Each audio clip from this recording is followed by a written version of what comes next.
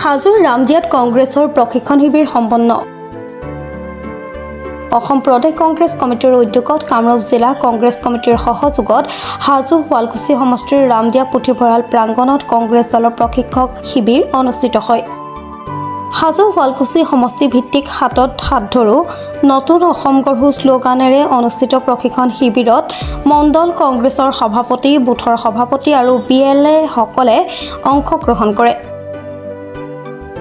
এই প্ৰশিক্ষণ শিবিৰত কংগ্ৰেছৰ শীৰ্ষ নেতা বিনোদ বাৰ্মাই দলীয় বিষয়ববীয়াসকলক উদ্দেশ্য কৰি বিজেপিৰ অপশাসনৰ বিৰুদ্ধে মাৰ বান্ধি ৰাইজক সজাগ কৰাৰ ৰণকৌশল সন্দৰ্ভত আলোকপাত কৰে।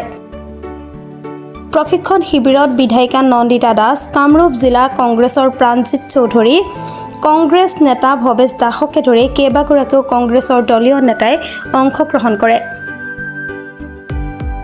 প্ৰশিক্ষণ শিবিৰত হাজো শুৱালকুছি সমষ্টিৰ মণ্ডলৰ সভাপতি, বুথৰ সভাপতি আৰু BLA সকলে অংশগ্ৰহণ কৰে। ডাঙৰীয়া নেতৃত্বত আগন্তুক হ'ব লগা 126টা বিধানসভা নিৰ্বাচনৰ প্ৰতি লক্ষ্য ৰাখি প্ৰতিটো বিধানসভা সমষ্টিত বুথ পৰ্যায়ৰ সভাপতি, BLA, মণ্ডল কংগ্ৰেছ, ব্লক কংগ্ৰেছৰ বিষয়ববীয়াৰ লগত এক গুৰুত্বপূৰ্ণ প্ৰশিক্ষণ শিবিৰ আজি অনুষ্ঠিত হ'ল।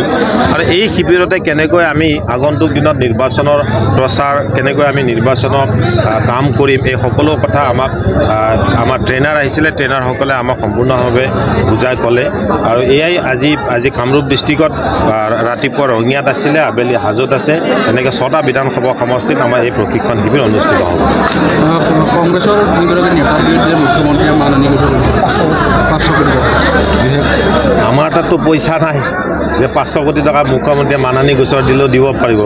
পইচাটো তেখেতৰ ওচৰতে আছে, গতিকে নিজে গোচৰ দিয়ক, নিজে পইচা লওক। আমাৰ ক'বলগীয়া একো নাই। তেওঁ গোচৰ দিয়ে, বিৰুদ্ধে কয়, কাৰোবাৰ কথা ষড়যন্ত্ৰ কৰে, তেওঁ কৰি থাকিব। তেওঁ কামেই সেইটো যে 2026 চনৰ বিধানসভা নিৰ্বাচনত গাদী ৰক্ষাৰ শেষ যুঁজখন তেখেতে কৰি আছে।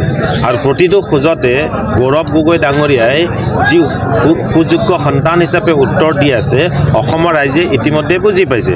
আৰু মানুহে এটা সময়লৈকে মিছা কথা, এটা সময়লৈকে প্ৰলোভন, এটা সময়লৈকে কিছু কথা কৈ মানুহক কিছু বিচলিত কৰিব পাৰে, কিন্তু এতিয়া আৰু অসমৰ জনসাধাৰণত তেখেতৰ সেই প্ৰৰোচনাত ভুল নাযায়। আমি বিচাৰিছোঁ কি 6 জনগোষ্ঠীৰ জনজাতিকৰণ, আমি বিচাৰিছোঁ কি আপোনালোকৰ সকলোৰে সংস্থাপন, যুৱক সমাজে যাতে অসমত থাকিয়ে কৰ্মসংস্থাপন পায়, আমাৰ ধাৰৰ বোজা যাতে কমি আহে। তো দিনক দিনে আপুনি দেখিছে স্কুল কলেজ বন্ধ হ'ল, ধাৰৰ বোজা বন্ধ হ'ল। 6 জনগোষ্ঠীৰ জনসাধাৰণৰ কথা ক'লে আপোনালোকে তেখেতসকলে নিৰ্বাচনৰ পিছত আকৌ তেওঁলোকক সময় লাগে। যোৱা 2014 চনতে তেওঁলোকে বিদেশী বহিষ্কাৰ কৰিম বুলি ক'লে, আজিলৈকে এজনো বিদেশী বহিষ্কাৰ কৰিব নোৱাৰিলে। অমিত শ্বাহৰ নিচিনা মানুহ আহি আকৌ 5 বছৰ সময় বিচাৰিলে। গতিকে তেওঁলোকক অসমৰ ৰাইজে 5 বছৰ সময় দি থাকিব আৰু তেওঁলোকে বিচাৰি থাকিব। এইবাৰ অসমৰ জনসাধাৰণ সেই দিশত নাই। যিসকল আমি ইতিমধ্যে তেওঁলোকক আমি নিযুক্তি দিছিলোঁ, তেওঁলোকক লৈ এখন ট্ৰেইনিং অনুষ্ঠিত হৈ গ'ল। এইটো সম্পূৰ্ণ সমষ্টি ভিত্তিত হৈছিলে।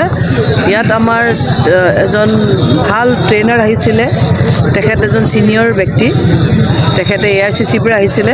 তেখেতে সুন্দৰভাৱে আমাৰ বুথৰ আৰু BLA মণ্ডল আৰু দলীয় কৰ্মকৰ্তাসকলক সুন্দৰকৈ কেনেকৈ অহা যিটো আমাৰ সমাগত নিৰ্বাচনত আমাৰ যিবিলাক ৰণকৌশল, যিটো আমাৰ প্ৰস্তুতি, সকলোখিনি কথা পুংখানুপুংখভাৱে তেওঁ ইয়াতে বুজাই দিলে। মই আশা কৰিছোঁ যে এই কথাখিনিকে আৰ্হি হিচাপে লৈ আমাৰ বুথৰ পৰা মণ্ডলৰ পৰা সকলো কৰ্মকৰ্তাই আগন্তুক দিনত তেওঁলোকৰ কৰ্মৰাজি আগবঢ়াই লৈ যাব। কংগ্ৰেছৰ 3গৰাকী নেতাৰ ওপৰত 500 কোটি টকাৰ মাননি গোচৰ দিছে মুখ্যমন্ত্ৰী। নাই, সেইটো মই এতিয়া গমেই পোৱা নাই। মই এতিয়া এইটো শুনি আছিলোঁ। এইটো আচলতে ভুল কথা চলি আছে। আপোনালোকে জানে যে প্ৰত্যেকটা মুখ্যমন্ত্ৰী ডাঙৰীয়াই যিবিলাক কথা কৈ আছে, মিছা আৰু ভুলৰ ভিত্তিতে তেওঁ চলিব বিচাৰিছে। মই ভাবোঁ যে এই বস্তুবিলাক অনাগত দিনত আমি সকলোৱে ইয়াৰ প্ৰত্যুত্তৰ দিব লাগিব, উচিত উত্তৰ আমি দিব লাগিব।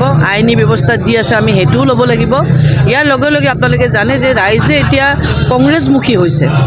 ৰাইজে গৌৰৱ গগৈৰ নেতৃত্বত যে অসমত কংগ্ৰেছ চৰকাৰ আহিব, ৰাইজে বিশ্বাসত লৈছে। আৰু সেইকাৰণে হয়তো বিজেপি দল, মুখ্যমন্ত্ৰী ডাঙৰীয়া যথেষ্টখিনি তেওঁ নাৰ্ভাছ হৈছে। নাৰ্ভাছ হৈ তেওঁ যিকোনো কথাই তেওঁ কোৱা আৰম্ভ কৰিছে। কিন্তু অনাগত দিনত আমি আমাৰ দলটোক আগবঢ়াই নিবৰ কাৰণে আমাৰ যিটো বুথ পৰ্যায়ৰ পৰা একদম বুথ লেভেলৰ পৰা আমি কেনেকৈ শক্তিশালী কৰিব পাৰোঁ, এই কামখিনিও কিন্তু সমানে আমি কৰি যাব লাগিব।